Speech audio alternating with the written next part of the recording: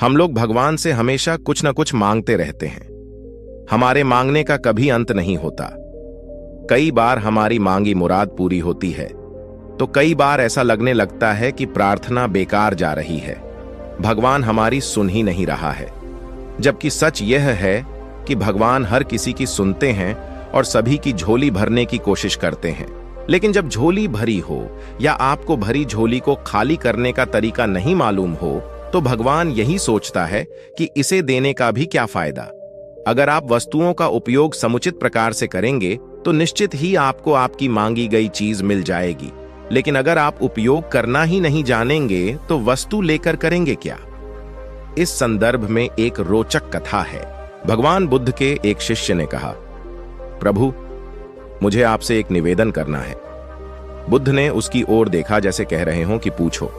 शिष्य ने कहा कि मेरे वस्त्र पुराने हो चुके हैं, अब ये पहनने लायक नहीं रहे, मुझे नए वस्त्र चाहिए।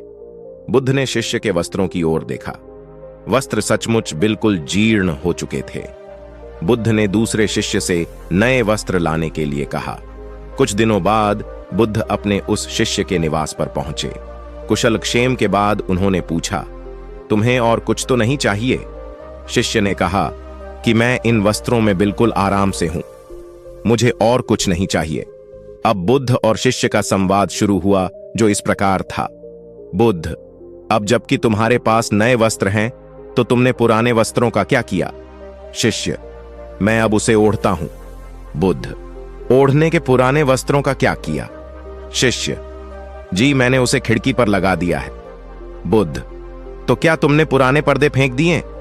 शिष्य, जी नहीं, मैंने उसके 4 टुकड़े किए।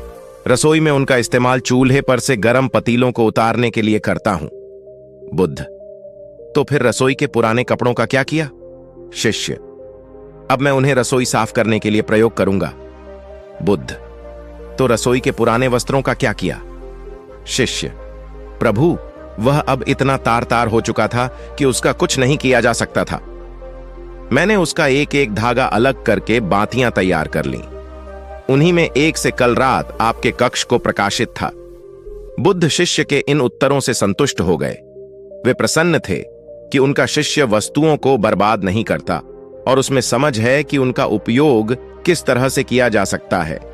कथा सुनाकर संत ने कहा, इन दिनों जब प्राकृतिक संसाधन दिन प्रतिदिन कम होते जा रहे हैं तो हमें कोशिश करनी चाहिए कि चीजों को बर्बाद ना करें और अपने छोटे छोटे प्रयत्नों से इस धरती को सुरक्षित बनाकर रखें।